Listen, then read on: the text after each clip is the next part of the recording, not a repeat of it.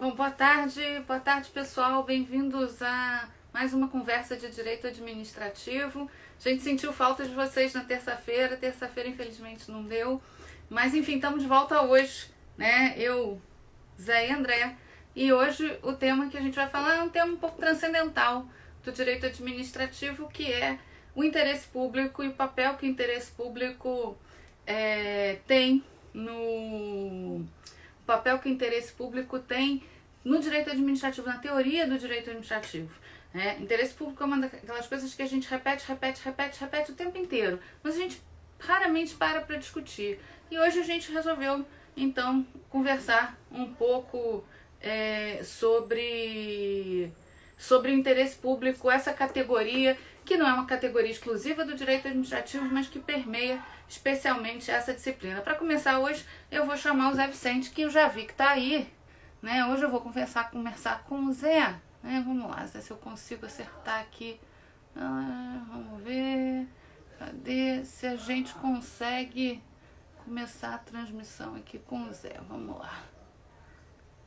Acho que Zé... tá aqui, agora já foi, ótimo. E então, a gente discutir isso. Eu não sei qual foi a lei que eu estava vendo esses dias. Uma lei dessa. Oi, Zé, tudo bem? Uma lei que eu estava vendo esses dias, nova, e falava exatamente, porque dependendo da avaliação do interesse público, pode fazer isso, aquilo outro. Conforme o interesse público, é isso, aquilo outro. Então, eu acho que convém a gente discutir um pouco se tem como a gente identificar o interesse público, se o interesse público se tem como a gente fixar alguns parâmetros para o interesse público que não resvalem para uma discricionariedade pura e simples, né? Eu acho que esse é um ponto que a gente tem que discutir. Tem como delimitar o que seja o interesse público sem que ocorra o que a gente vê na prática com frequência, que o interesse público resvale para uma decisão política?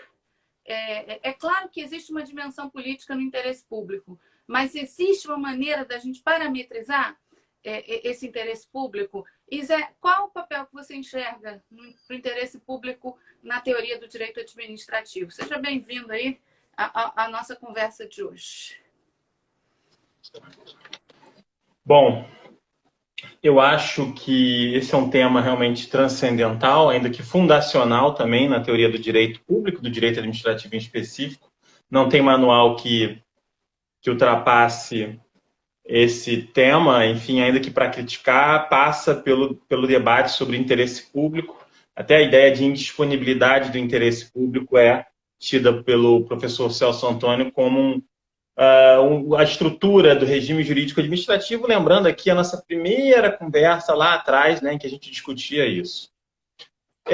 Antes de especificamente entrar no seu ponto, como encontrar um interesse público que não se resuma no interesse político, no interesse do gestor de plantão, Patrícia, eu acho que eu vou pontuar 5 ou 6 elementos em relação ao tema.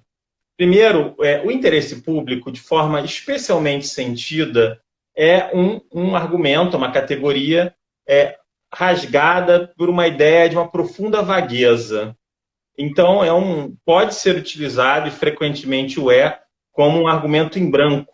Então, um fundamento de interesse público que não desenvolve como que esse interesse público incide, ou o que é o interesse público, mas que simplesmente afirma o interesse público, não é um argumento, é um não argumento. Talvez a decisão ou o parecer, ou o que quer que seja, não esteja fundamentado. Então, eu acho que há um problema que perpassa esse argumento, que é a facilidade com que ele se presta a ser um não argumento. Esse é o primeiro ponto. Ele tem um potencial sedutor, algo como um Roma locuta causa finita, tipo, é o melhor interesse público, e cala a boca. Então, ele tem um potencial de fechar o discurso, fechar o debate. Lacração, né? Ele é uma lacração, ele lacra o debate, ele fecha o debate. Pois é. Isso ponto, né? A lacração, o interesse público. público. Pô, ele é um lacrou argumento tudo. lacrador. Ele lacra o debate. Aliás, o professor Paulo Roberto Pires foi meu professor na Faculdade de Comunicação da FRJ, tem uma coluna muito interessante na revista 451, revista de livros da Folha de São Paulo, que eu assino. E de 15 em 15 dias, edição sim, ele tem uma coluna no site e também vai sempre para a revista. É uma revista mensal. E eu me lembro que uma das primeiras colunas do Paulo Roberto Pires era sobre a lacração, aquela lacração é o não debate, aquela coisa toda. Enfim, então ele é um argumento vago, ele é um argumento que muitas vezes se manifesta como um argumento em branco. Um argumento verdadeiramente lacrador no que tem de pior esse termo tão tradicional. E por isso, por ser um termo que encaminha um não debate, ele frequenta um certo espírito, ele tem uma tentação, eu usei essa figura recentemente, uma tentação autoritária. Olha só a cadelinha aí, fofa, né? Tem uma tentação autoritária no uso do interesse público. Não apenas, se você fizer um estudo da história do interesse público, você vai ver que ele se presta a muitas coisas. Não é apenas um argumento de governo autoritário ou de administrador autoritário, mas ele se presta, justamente porque ele encerra o debate, a um uso autoritário. Então, ele tem um segundo ponto que eu gostaria de destacar, que é essa tentação autoritária dessa categoria. Se prestar atenção, para corroborar isso, boa parte das leis da época de governos autoritários e normas da ditadura eram muito mais imparcimoniosas ou muito mais... como é que a expressão me falta? Elas eram muito mais assim soltas em usar o interesse público. Se você encontra referência ao argumento do interesse público com muito mais frequência em normas editadas em períodos autoritários. Porque... Eu acho que esse ponto é interessante, mas eu acho que também tem um elemento que é a ideia de... a legística dos anos 60 e 70 era um pouco diferente da nossa legística. Então, isso pode ter a ver com uma facilidade com que os gestores da época, os legisladores da época usavam o interesse público, mas pode também ter a ver com a forma como se redigia ou a forma como se apresentava o discurso legislativo da época comparada a hoje. Tem expressões que aparecem e desaparecem conforme o sabor da época, enfim. Mas, sem dúvida nenhuma, essa é uma boa intuição. Terceiro ponto que eu acho interessante é uma resiliência desse argumento, ou desse conceito, ou desse princípio.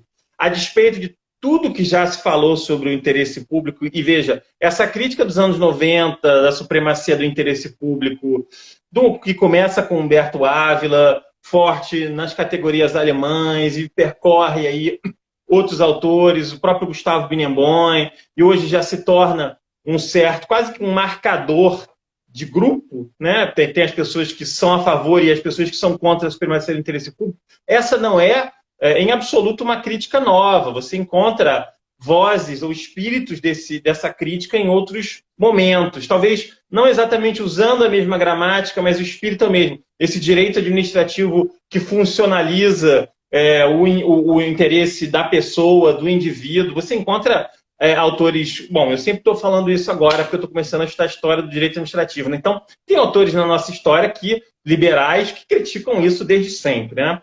Mas é um interesse... Então, a despeito dessa crítica, talvez possa ter uma crítica... Você acha que o argumento do interesse público, ele é não liberal? Veja, ele se presta um uso tendencialmente autoritário, né? O interesse público justifica isso. Um uso insensível digamos assim, à posição do particular. Então, ele seria um argumento, uma inclinação, estou sendo coerente com os meus termos, tá? Uma inclinação antiliberal, ainda que não mas é bem isso mesmo. Ele tem uma inclinação antiliberal nesse sentido de menoscabar o interesse do particular, assim. Então, ele é um argumento que tem essa resiliência, ele sobrevive, ele vem passando ao longo dos anos e das décadas, né? Mas, ao mesmo tempo, ele é muito operacional, porque ele é um pouco vago e porque, às vezes, ele tem um uso até democrático, porque você encontra pensadores políticos clássicos que falam do interesse comum, do interesse...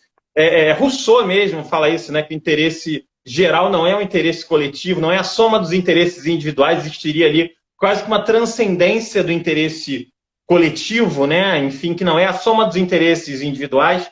Então, ele tem uma certa operacionalidade, tanto no discurso político, quanto no discurso do direito administrativo. Então, ele é, ao mesmo tempo, vago, ele sobrevive, ele tem uma tentação autoritária, mas ele é operacional em alguma medida. Então, você vê o argumento do interesse público em leis que são democráticas, enfim. E, às vezes, você encontra um interesse público que ultrapassa interesses individuais, você vê um interesse macro, enfim. E acho interessante para a gente, nesse esforço, Patrícia, de construir um interesse público republicano, às vezes a gente tem que matar o conceito, às vezes a gente pode recuperar o conceito de suas raízes autoritárias ou do seu uso, né? Como se faz com democracia, por exemplo, né? Enfim, você já teve abusos em nome da democracia, mas nem por isso vamos abandonar o termo. Então, eu acho que tem interesses próximos, ou categorias, ou conceitos próximos, que, ao diferenciar, a gente consegue ter uma ideia melhor do que é interesse público. Então, interesse geral, interesse coletivo, interesse comum, interesse difuso, são todas categorias. Interesse legítimo do direito italiano, né? Então, todos esses interesses, vamos dizer assim, essa galáxia de interesses, quando você diz o interesse geral, o interesse coletivo de uma coletividade, de um grupo, o interesse individual, então, por contraste, a definição por contraste em relação ao interesse coletivo, você vai raciocinando de forma um pouco menos transcendente, você falou que o tema é transcendental, então, quando a gente busca definições por contraste e a gente busca encontrar, vou usar uma expressão wittgensteiniana, categorias dentro da mesma família dos conceitos, daquele conceito, talvez você consiga encontrar, se não um conceito de interesse público, pelo menos uma noção menos imprecisa. Eu acho que é justamente aí que esse talvez seja o limite do nosso exercício doutrinário. Encontrar uma categoria, uma noção menos imprecisa e de interesse público. Mas a gente nunca vai conseguir, digamos, blindar o uso autoritário desse conceito. Não tem como, assim. Agora, se tem utilidade, então a última pergunta, né? Eu acredito que sim, assim, é muito difícil trocar o interesse público por um conceito com uma força retórica que seja parecida, é um conceito notável, ele vem sobrevivendo a gerações de pessoas que pretenderam matá-lo. O que acontece é talvez uma questão de não jogar a bacia com o bebê, né? A água da bacia com o bebê. Então, vamos tentar salvar o interesse público. Você pode colocar coisas parecidas no interesse público. O interesse republicano, acho um bom candidato. A ideia do republicanismo, Habermas fala, né? O republicanismo constitucional e coisas assim. Patriotismo também é um termo super complicado. O patriotismo, nacionalismo, aí o Habermas fala do patriotismo constitucional. Eu acho que vale a pena, Patrícia, salvar essas categorias, esses termos, que têm uma história complicada, mas, ao mesmo tempo, tem uma resiliência e tem uma operacionalidade que vem resistindo a tantos quantos pretenderam assassiná-lo, enfim. E não adianta, Patrícia, assim, você vai dizer, tem um título tal, assim, que nem poder de polícia, guardadas as devidas proporções, assim. Cada autor vai ter o seu, cada proposta vai ter o seu valor, mas, no fundo, elas acabam se reconduzindo a melhorias argumentativas que gravitam em torno de um conceito super tradicional, super complicado, que acho que vai continuar sobrevivendo a muitas gerações de pessoas que pretenderam revogá-lo, assim, né?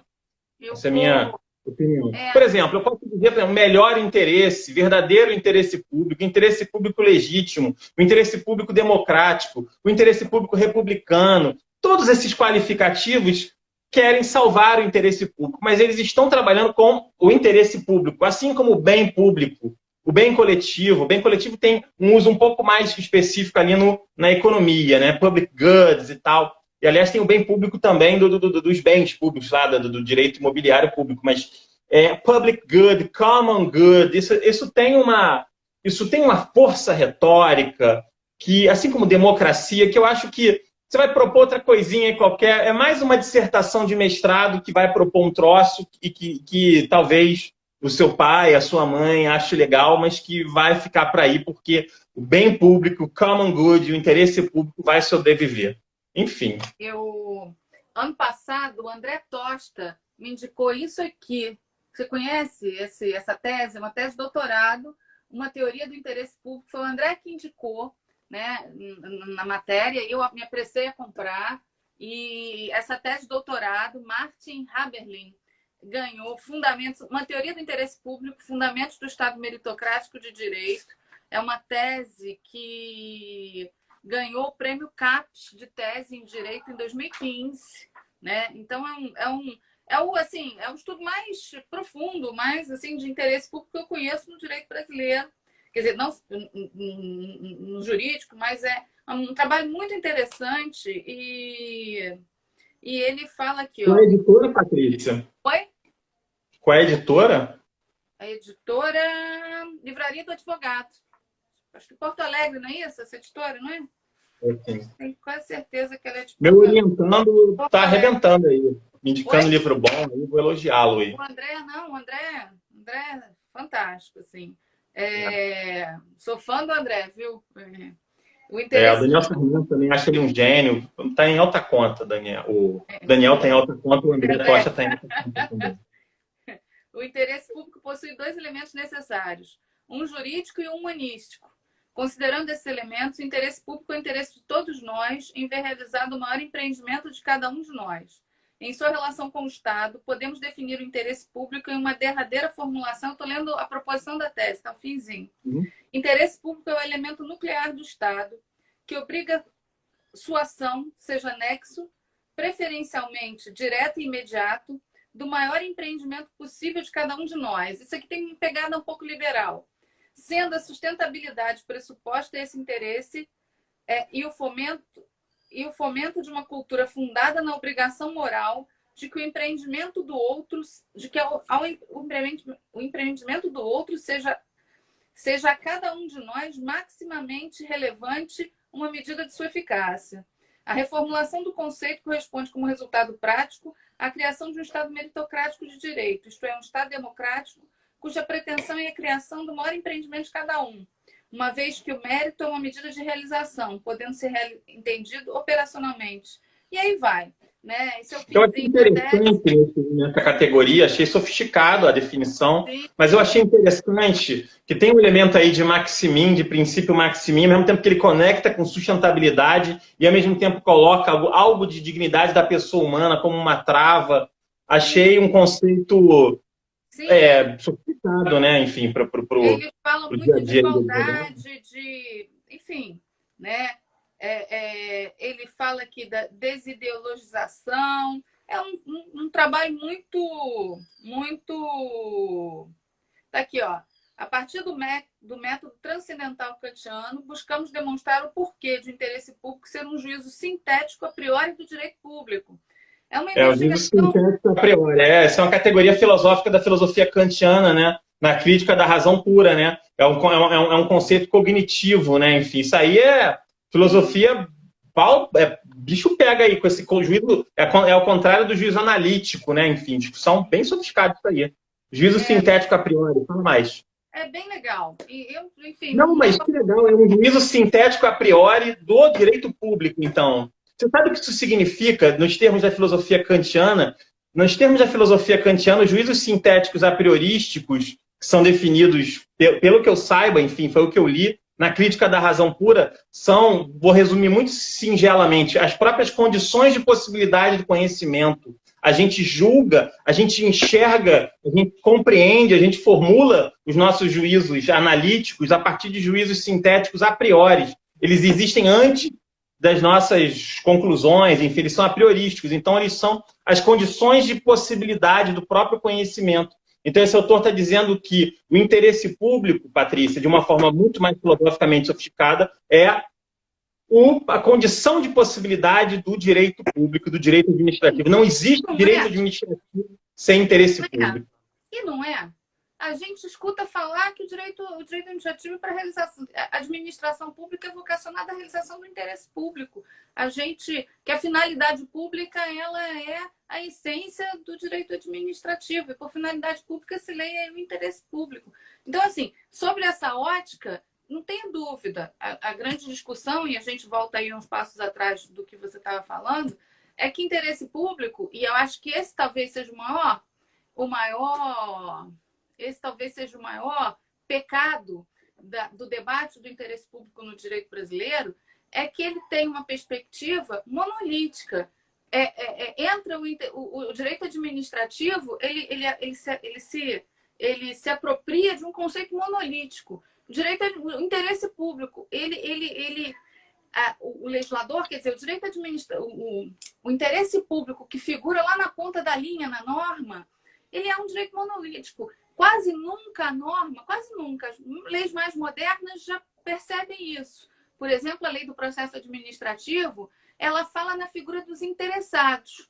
Então, ela qualifica interessados como múltiplos.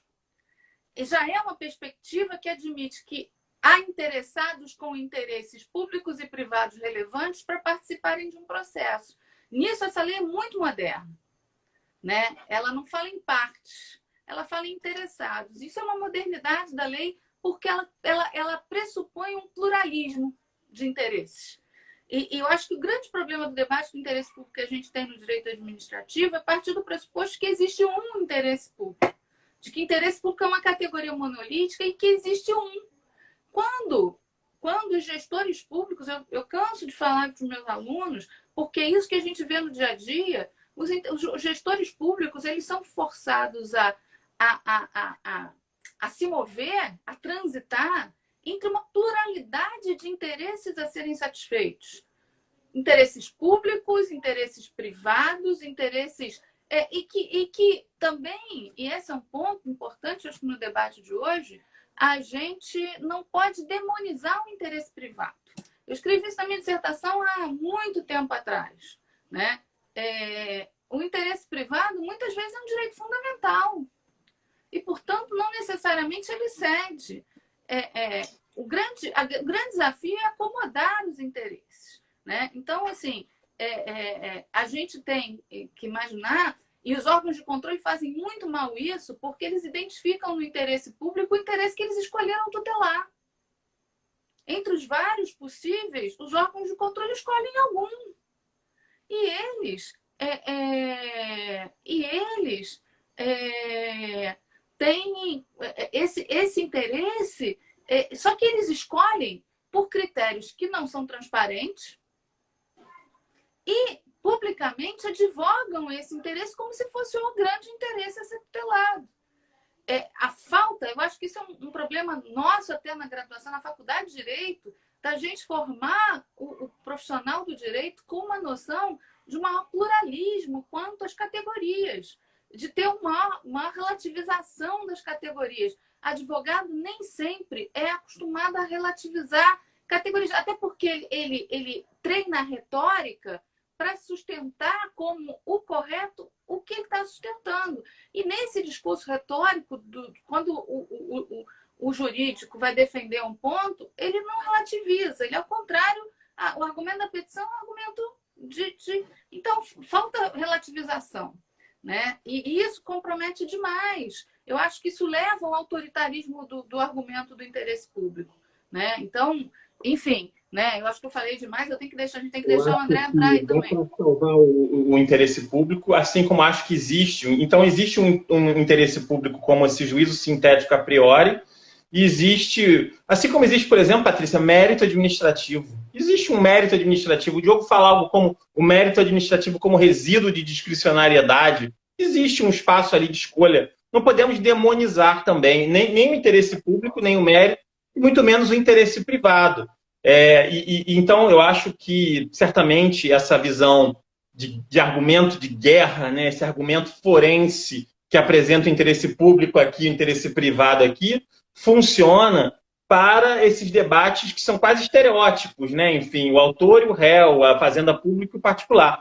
mas é só você avançar um pouquinho mais que você vê que isso é mais sofisticado. Embora uma primeira apresentação você precise apresentar coisas mais estereotipadas para depois ir destrinchando. Então, eu acho que numa primeira apresentação em sala de aula você tem que talvez assentar categorias muito preto no branco para depois ir mostrando os tons de cinza. Sem dúvida, não há que se demonizar o interesse privado. Me lembro, Patrícia, até citei isso para o Barroso uma vez em sala de aula.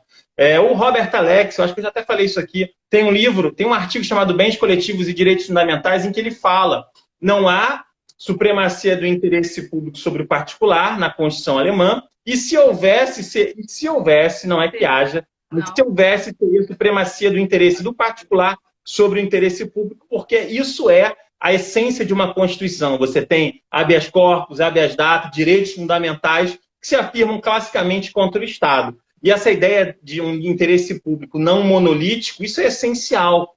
Isso é o passo de você sofisticar o argumento, né? Ou seja, eu acho que existe um passo filosoficamente mais complicado de você entender o interesse público como um juízo sintético, uma condição de possibilidade de discurso, e existe uma sofisticação mais operacional, quer dizer, diversos interesses públicos em jogo. Exemplo disso, Câmara de Conciliação da AGU, tem um interesse público da estatal, tem um interesse público do Ministério do Meio Ambiente, o Ministério do Desenvolvimento tem outro interesse público, e eles, às vezes, estão frontalmente um contra o outro. E, assim, a briga é séria, né? Diversos interesses públicos. Existe uma batalha de interesses públicos. Sim, batalha, enfim. Então, eu acredito que existem passos para você sofisticar esse argumento e, sem dúvida nenhuma, não menoscabar o interesse privado é um ponto e entender que interesse público são vários interesses públicos, sem dúvida, é um segundo e necessário ponto. Deixa eu chamar o André aqui. André, pede para trazer essa aí, vamos lá. Vamos ver. André, a gente falou pra caramba, vamos deixar você dar o seu pitaco aqui também na teoria do interesse público, né? Porque essa é uma discussão que a gente, que, enfim, outra coisa, a gente não pode ignorar que o uso da categoria do interesse público demanda necessariamente uma densificação do argumento, né? Não dá para a autoridade pública decidir assim, porque o interesse público, o direito administrativo André, o direito administrativo contemporâneo não tolera mais esse interesse público como argumento de autoridade. André, deixa você falar agora, a gente já falou pra caramba. Eu estava aprendendo muito ouvindo vocês, estava ótimo. Muito bom. Enfim, vamos ver o que você acha aí do papel do interesse público no direito administrativo e da possibilidade de parametrizar aí. São as duas perguntas que você levantou. Primeira coisa, né? Tem um aspecto autoritário inerente à ideia de interesse público, né? A ideia é uma filosofia de bem comum, antiquíssima, né? que coloca a noção de que o coletivo é mais importante que o individual, né? Na linha que o Daniel Sarmento desenvolveu no artigo dele, daquele livro que ficou famoso, né? Que condensou os artigos da turma, do grupo, né? O Zé Vicente falou muito bem do grupo que rejeitou a ideia de supremacia do interesse público sobre o particular. Né? Existe esse aspecto autoritário, hegeliano, né? De que o interesse público deve ser separado de interesses privados, né? Da necessidade de que interesses individuais sejam sacrificados em prol de um bem comum. Né? Então, primeiro ponto, eu acho que existe essa inclinação autoritária inerente da discussão de interesse público. Até porque ela, na nossa tradição, ela se transformou nessa espécie de supertrunfo, né? As partes, na verdade, todo mundo fica disputando para ver quem é o dono do interesse público, né? Num determinado caso concreto, né? E as pessoas vão debater, né? O que já indica que existem vários interesses públicos, né? Eu fiz algumas anotações, assim, o que eu acho que, primeiro, o que eu acho que o interesse público não é, né? Primeiro, ele não é o somatório de interesses individuais, né? Isso tem consenso até nos dois grupos, né? Tanto nos grupos da supremacia quanto da não supremacia, né?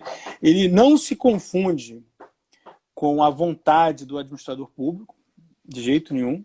Ele não não pode ser uma confusão da vontade do administrador público, embora, nota de rodapé, haja casos em que a gente tem uma espécie de confusão nisso. Tá? Por exemplo, já adiantando um ponto, o veto a projeto de lei pelo presidente da República por interesse público. Ele é um ato quase puro de vontade, né? Em que político. Ele tem duas opções. A Constituição diz isso. É possível que haja o veto. Estou pensando na nossa realidade, né? No direito brasileiro. A Constituição diz que é possível o veto por razões constitucionais e por inconstitucionalidade, o veto por interesse público, né? Nesse caso, é um ato puro de vontade. Então, ele pode se confundir. Ele, em princípio, não se confunde com a vontade do administrador público, mas pode se confundir com a vontade de alguns agentes políticos, tá? Se for previsto expressamente no direito positivo. O interesse público, ele também não é unívoco, né? Existem vários interesses públicos. É possível que ele seja interpretado de várias formas, né? E certamente pessoas diferentes chegarão a conclusões diferentes sobre aquilo que é o interesse público, né? Mas até eu esqueci de mencionar, na raiz autoritária do nosso Visconde de Uruguai, hoje eu estava... Ele naquele livro que, né, aquela coleção do Zé Murilo de Carvalho, super bacana, né, que tem os livros clássicos, e aqui tem aqui tem o clássico dele de direito administrativo do Visconde de Uruguai. Tem, sim. Olha, uma edição da... comprar. Você sabe que uma coisa que eu estava querendo, eu já até falei outro dia, eu lembrei, pô, vou entrar no estante virtual para comprar o Visconde de Uruguai. Não, bom, esse aqui ela já foi colocado no português de hoje, não fica aquele português arcaico. Bom, você pode também catar o original, né? Mas aqui essa edição é confiável, né? José Murilo de Carvalho, né? Enfim, a pegada é histórica, né? E aqui a gente tem o ensaio sobre direito administrativo dele, e ele dizia aqui, ó, aplicar o interesse geral, né, a casos especiais, pondo-se em contato com o cidadão individualmente. Augusto está perguntando, é da editora da UFMG? Não, editora 34. Ó. Lei de Incentivo à Cultura. Então 34 é fácil de achar. Legal. Na Amazon tem. E o interesse, por conta do interesse geral, e vê-se muitas vezes a necessidade de sacrificar o interesse particular em prol desse interesse social, né? Assim, vejam, aqui a perspectiva autoritária aqui no nosso Visconde de Uruguai, né? Então, ele tem essa perspectiva de uma vontade autoritária, mas que ele, enfim, mas de toda forma, o que ele não é? Vou voltar aqui fechando esse ponto, né? Não é um somatório de interesses individuais, não se confunde com a vontade do administrador público, ele não é unívoco. O que ele é? Bom, é um conceito jurídico, do ponto de vista jurídico, né? Ele certamente é um conceito político, né? Ele é um conceito político, ele é um conceito filosófico e ele também é um conceito jurídico. Ele é essas três coisas. Do ponto de vista filosófico, isso remete à filosofia tomista, filosofia aristotélica, assim, a discussão sobre bem comum, enfim, e que posteriormente, né, com o surgimento do Estado moderno, ele se juridiciza, né? E eu acho que, aí eu só acho, né, do ponto de vista histórico, posso estar enganado, mas a ideia de vontade geral, né, do direito administrativo e a vontade russoniana, perdão, isso no iluminismo, né, a ideia de vontade geral como uma vontade da coletividade, né, que tem um aspecto transcendental meio junguiano, né, como se houvesse uma espécie de um consciente coletivo capaz de extrair algum interesse coletivo, enfim. Mas do ponto de vista jurídico, ele é um conceito jurídico indeterminado, né? E muito indeterminado, né? Um grau de indeterminação muito grande.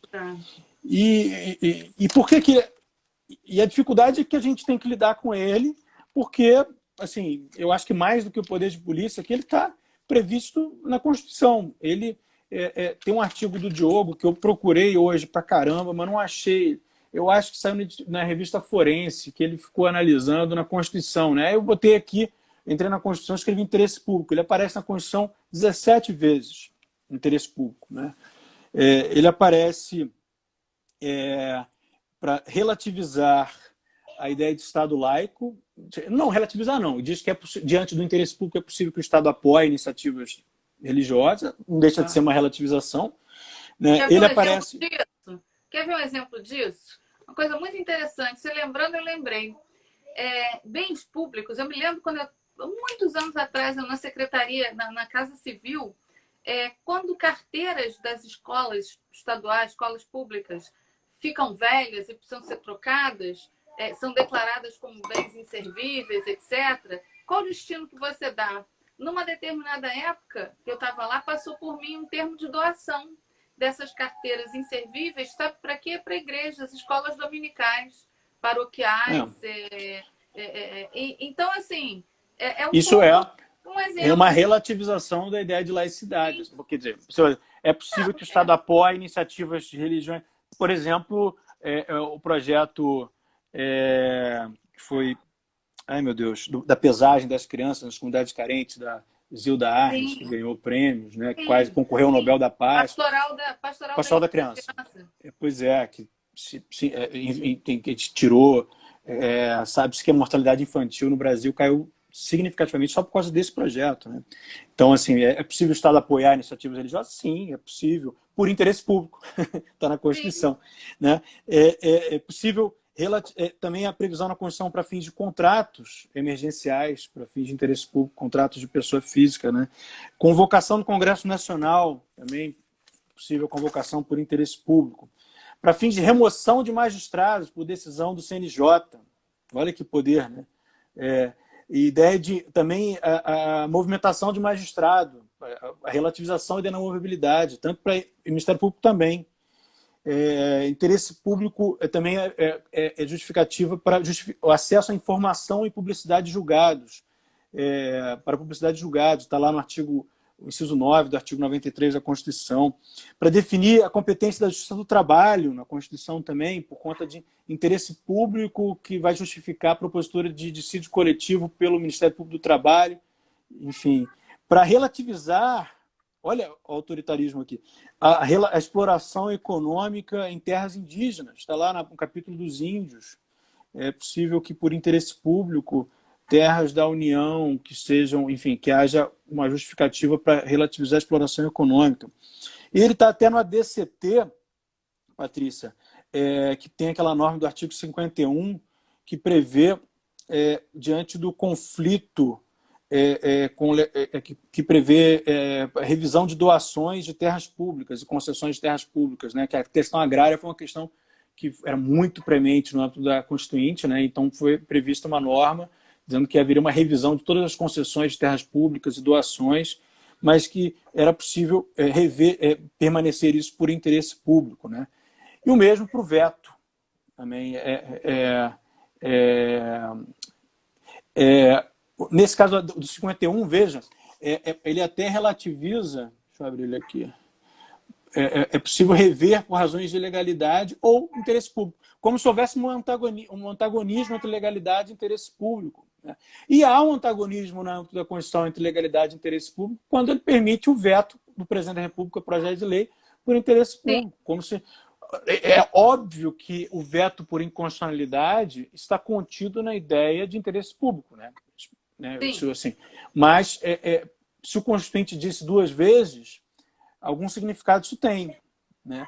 De modo que existe uma insuficiência na literatura, né? Então, assim, mesmo o Celso Antônio Moreira de Matos diz expressamente isso, não existe interesse público contra a lei, né? Mas pode existir interesse público contra a legalidade, assim, talvez a ideia de juridicidade, né, talvez seja uma categoria que se aproxime mais desse interesse público, em razão de outros vetores que incidam e possam indicar um significado, uma tomada de decisão, né? De modo que é possível que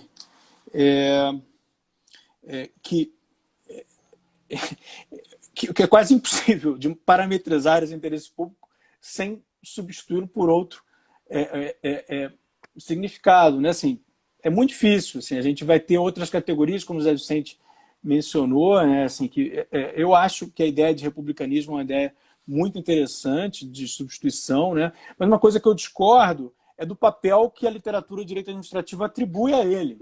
né? Eu não acho que ele seja a espinha dorsal do direito administrativo, que seja o alfa ou o ômega do direito administrativo. Não acho. Eu acho que a história do direito administrativo, a meu ver,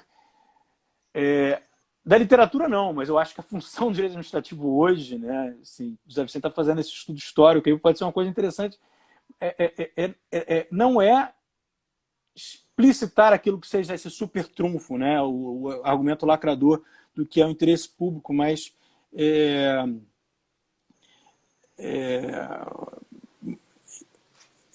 o direito administrativo ele tem mais uma função, na minha opinião, de contenção de argumentos daqueles que dizem incorporar o interesse público do que colocar o interesse público à frente da sua própria definição. Não sei se eu me fiz claro.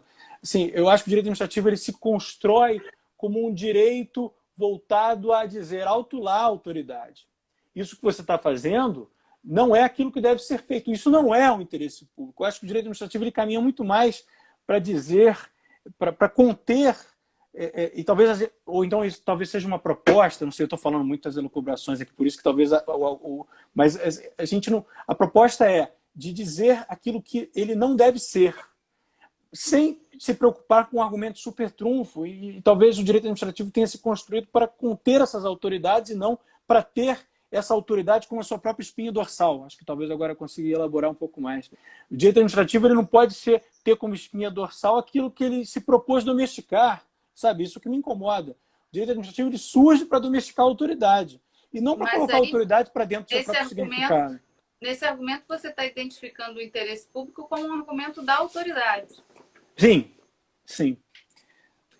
E aí essa é a pergunta que eu queria fazer, que é o que eu tendo a querer fazer agora, que é o que eu acho que a gente devia construir, que é possível, eu acho que é possível afirmar que uma decisão baseada no interesse público que não esteja corretamente identificado, que não esteja corretamente ponderado, que não esteja corretamente sopesado, que essa decisão é inválida por falta de densificação motivadora suficiente? Eu gostaria de sustentar isso. Eu acho que o uso do argumento, porque vamos lá, em todas essas esferas normativas em que é possível a administração, por exemplo, vamos citar um dos casos lá de rescisão unilateral de contrato administrativo da Lei 8666 por motivo de interesse público. Sim.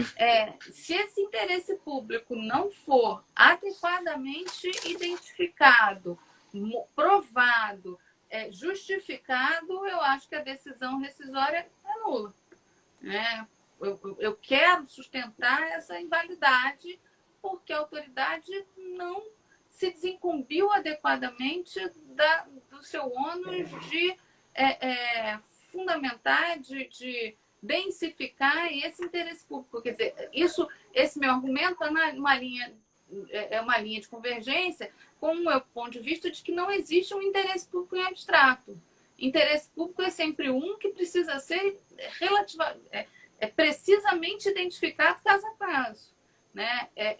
E aí, dentro dessa ótica, eu afasto do interesse público um argumento de discricionariedade pura e simples. Embora reconheça, como você falou, que o veto por interesse público é sim um argumento político, né? Ali é claro e explícito no texto constitucional claro e explícito no texto constitucional a vontade de dar ao chefe do executivo um instrumento político de participação no processo legislativo. Então, ali, realmente, eu acho que é claro que não precisa fundamentar, porque, na verdade, ali o interesse público está sendo usado politicamente. Mas, no dia a dia do direito administrativo, fora desse domínio político constitucional, eu acho que a gente prestaria um grande serviço se atuasse perante as autoridades para que elas não fizessem um uso político do interesse público, um uso político / conveniência, oportunidade do interesse público no cotidiano do direito administrativo. Não sei o que você acha também. Não, eu concordo. Eu acho que o interesse público ele é uma cláusula de excepcionalidade, é um excepcionalismo administrativo, né? Assim, ela vira um black hole, né, uma gray zone, para usar a expressão do Adrian Vermeule, que fala do our Smithian Administrative Law, né, que, assim, de certa forma, quando o direito positivo prevê que é possível uma decisão que é possível a tomada de uma decisão com base numa ideia de interesse público, ele está prevendo, ele está flexibilizando a possibilidade de vinculação ao direito, né? Assim, você tem um espaço, uma abertura para um exercício de autoridade. Tem um telefone tocando aqui, Bruno. Uma abertura para o exercício de autoridade. Então, mas voltando ao meu ponto, assim, o nosso papel de estudiosos do direito administrativo é um esforço de contenção disso e não colocar isso como explicação da nossa própria disciplina, entendeu? Por isso que eu não consigo entender dele ser o alfa e o ômega, sabe? Vai ficar uma disputa de narrativas por quem tem aquele interesse público que deve prevalecer, entendeu? Eu acho que essa questão da disputa de narrativas é bem o que a gente tem hoje, né? O interesse público é alvo de uma disputa de narrativas entre os vários atores, né? Inclusive a imprensa, né?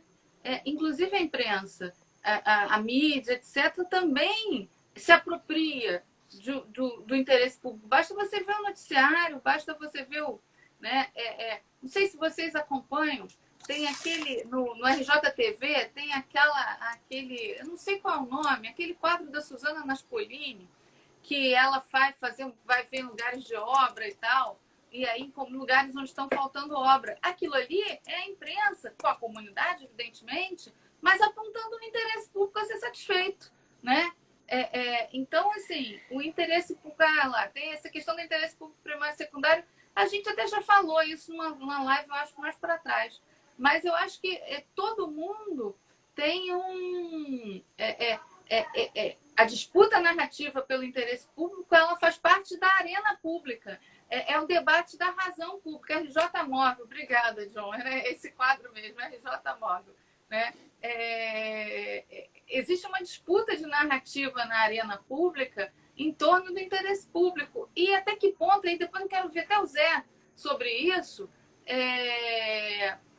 o que interesse público e razão pública se aproximam, né? Se é que se aproximam em alguma coisa. O Zé que anda nos campos filosóficos aí, né? Quero ver se a gente escuta ele um pouquinho sobre isso. Mas, enfim, não sei se você tem mais alguma coisa para falar, André. Cortei você aí no seu raciocínio. Não, enfim, acho que era isso que eu tinha anotado para falar.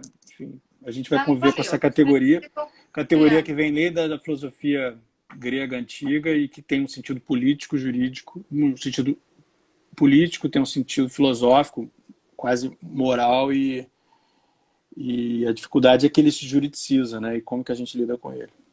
Era isso que eu tinha falado. A gente tem que lidar no direito administrativo, ele é uma categoria absolutamente cotidiana, né? A gente lida, manipula o interesse público cotidianamente. Às vezes manipula mesmo, né? Às vezes só tem que lidar com ele. E na minha realidade, o que eu percebo é essa pluralidade, assim. Olha, o interesse do patrimônio histórico, com o interesse urbanístico, com o interesse viário, com o interesse de saúde pública. É tanto interesse público que como você vai escalonar isso? Aí tem uma... Fala. Eu gosto de remeter à ideia de democracia, assim, sabe? Também. Assim, de você... Vamos a cada momento, enfim, quem vai desenvolver o sentido daquelas escolhas. Isso vai se dar... Qual é a válvula de escape para que a gente não tenha um exercício de autoridade que seja ilegítimo? É a democracia, né? Então, o presidente da República, no seu ato de veto, porque ele foi eleito pelo voto popular, né? Essa é a justificativa, né? Ele não é um voto popular, né? Então, a administração pública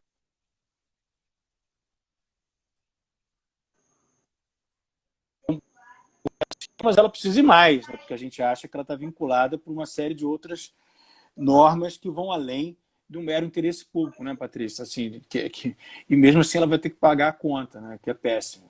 Mas... Eu acho que a gente, inclusive, nesse momento, está vivendo esse debate que é a discussão isolamento social versus volta da economia, a gente não pode ignorar aí que há interesses públicos competindo, né? Pesos diferentes. E aí, talvez esse momento que a gente está vivendo seja mais dramático, porque ele mostra que o interesse público, sem ele estar acompanhado de dados, sem a gente ter transparência nas informações, sem a gente não, simplesmente não tem elemento para decidir. O processo decisório público fica comprometido se não tiver acompanhado de elementos de densificação, que é exatamente a realidade que a gente vive. André? De certa forma, a missão do direito administrativo é parametrizar esse interesse público. Sim, né? sim. Quando tem essas válvulas de escape, assim, o interesse público, a gente tenta criar parâmetros, limites. Né? Podemos dizer que é domesticar esse interesse público? Eu gosto da ideia de domesticar. Né?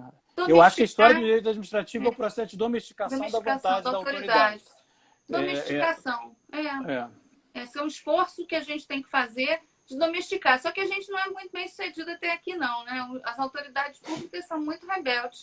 Né? A gente não tem sido muito bem sucedido, não. Deixa eu chamar o Zé, então. André, obrigada aí. Valeu, até semana que vem. Deixa eu chamar o Zé aí. Então, Zé, para você voltar mais um pouquinho aqui, para gente falar um pouquinho se interesse público e razão pública tem ou não tem algum tipo de comunhão, né? Se há ou não, se dá para... Opa, tá aqui. E alguém falou de interesse público primário, secundário. A gente já falou disso mais para trás. E a literatura, eu pessoalmente acho legal a ideia da literatura italiana mais contemporânea, de que interesse público primário e secundário a gente só consegue identificar em concreto, né? Não existe a prioristicamente interesses públicos primários ou secundários. Em cada caso, você vai num processo de ponderação e aí com todas as dificuldades poder identificar, mas a gente já falou disso uma outra vez. Mas e aí, Zé, voltando aqui para os seus pitacos finais. Eu vou tratar de um assunto que você levantou, eu acho que não tem muito a ver, não. Razão pública e interesse público são categorias diferentes. Mas antes eu vou falar um pouco só da necessidade de contextualizar as referências, né? Porque o Visconde do Uruguai é um conservador do Segundo Império. Ele pode parecer muito autoritário, de fato ele era, mas ele ao mesmo tempo é um grande defensor, vamos dizer assim, de uma centralidade, de uma centralização do Estado burocrático brasileiro, num pretexto de criar ou de afastar a administração brasileira da política. Então ele é um defensor, ele entendia, por exemplo, que você centralizar o Estado administrativo brasileiro num modelo francês fazia mais sentido do que você descentralizar num sentido americano, que ele considerava confuso, anárquico, etc. e tal. E ele claramente faz distinções que são muito modernas hoje. Então, se eu descontextualizar o autor, eu posso dizer que ele é um tecnoburocrata ou alguma coisa assim. Ele está defendendo aqui, fazendo uma crítica aos poderes locais. Aqui que ele está falando aqui, por exemplo. Nos países em que não possuem instituições semelhantes, aliás, um raciocínio típico, esse raciocínio que desconsidera o Brasil e que fica olhando para os Estados Unidos ou para a Inglaterra, né? Nos países que não possuem instituições semelhantes, completas e praticamente desenvolvidas, cada mudança de ministério, de administradores, como são os nossos presidentes de província, né, os governadores, traz uma inversão, às vezes, completa, não só no pessoal administrativo, como no modo de encarar e decidir questões administrativas. O administrador que começava a tomar pé nos negócios da província é mudado. Leva consigo que a custo aprendeu, e aí vem outro, o qual apenas concluídas as primeiras apalpadelas já é também mudado. E assim sucessivamente. É assim que somos administrados. A cada mudança, tudo fica suspenso, posto em dúvida, para começar a ser examinado de novo com grande desânimo, desespero e prejuízo das partes. Assim, todos os grandes interesses a cargo da administração estão sujeitos a uma constante instabilidade. E a administração tem sido, bastante entre nós, uma verdadeira teia de Penélope. Visconde do Uruguai, primeira edição. Seu velhinho lá, o seu original. 1862. Então, assim, não é um liberal, mas os liberais também, enfim, de repente tinha lá seus escravos, enfim, era um conservador, mas achava que você centralizava para você racionalizar, para você criar uma estrutura burocrática. Mas, claro, enfim. Mas esse não é o ponto, né? O ponto é que a razão pública é uma categoria da filosofia política americana, desenvolvida em especial pelo John Rawls, e que não tem a ver com o interesse público, tem a ver, talvez, com a categoria de imparcialidade, com a categoria de transparência, com a categoria de universalização do argumento, e muito mais com esse nível, essa abrangência temática do que com a categoria de interesse público mesmo, né? Apelar ao interesse, digamos assim, o interesse universalizável, você conseguir pegar aquilo e ampliar, é mais isso, a universalização do argumento, mais do que o interesse público, que às vezes não tem essa lógica dialética, assim, conversacional, né? Mesmo as origens da ideia de razão pública mais modernas estão em Kant, né? Então, ele está falando do argumento que apela à razão pública, é um argumento que busca convencer todo mundo. Então, assim, talvez a razão pública, mesmo nos seus usos mais remotos, é um argumento mais conversacional do que o interesse público, a não ser uma leitura super contemporânea do interesse público, que aí o melhor interesse público legítimo, etc. e tal. Mas a ideia de você domar o interesse público é uma ideia boa, né? Enfim, esse uso, ou um uso republicano do interesse público, ou a ideia de juridicidade. Eu não acredito que a juridicidade vai superar a ideia de interesse público, mas, enfim, é uma tentativa, né? Eu acho que é uma expansão da legalidade, quer dizer, tem um conceito, um sentido até mais limitado um pouco, né? Mas, enfim, mas está por ali também, né? Eu acho que a legislação usa, né? Mas nunca vai deixar de usar a categoria de interesse público, mas domar o autoritarismo do Estado, criar um Estado que preste serviços mais democráticos, qualidade, eficiência, velocidade, simplicidade, simplificação, são categorias, são propósitos de interesse do direito administrativo que são bem modernas e bem necessárias, assim, e acho que domar o interesse público, ou construir o interesse público, engajar o interesse público em propósitos republicanos ou em propósitos garantistas é o papel de qualquer jurista ou operador do direito 2020, né? E acho que isso é bem difícil também, né? Uma coisa decepcionante, a gente vê como o Estado atropela tudo, né? Como as forças, o mérito administrativo, a discricionariedade, às vezes se faz contra tudo e contra todos. Você tem ali uma garantia institucional, você tem um judiciário que puxa um freio de arrumação, mas mesmo assim há muito custo, literalmente, custo emocional e custo de dinheiro, tem que judicializar, tem que sofrer durante um tempo até vir uma liminar, se é que vem uma liminar, enfim. Então, essa batalha contra o autoritarismo, essa batalha para construir o interesse público republicano, legítimo, não ganha. Falta a República no direito administrativo brasileiro, né? Falta. E de todos os lados, Patrícia, porque se a gente faz uma clivagem que eu acho que não tem nada a ver entre esquerda e direita, mesmo o direito administrativo de esquerda é muito pouco democrático também, é um negócio super, digamos assim, doutrinário, enfim, é um negócio sério, sim. Gente, pois a gente tem que ter menos doutrina de direito administrativo e mais democracia no direito administrativo. Enfim, gente, nosso tempo está acabando, vai acabar de novo a live no meio do caminho. A gente está devendo, sim, o que o nosso amigo perguntou aqui, que é como é que é, Zé? O que a gente está devendo para ele.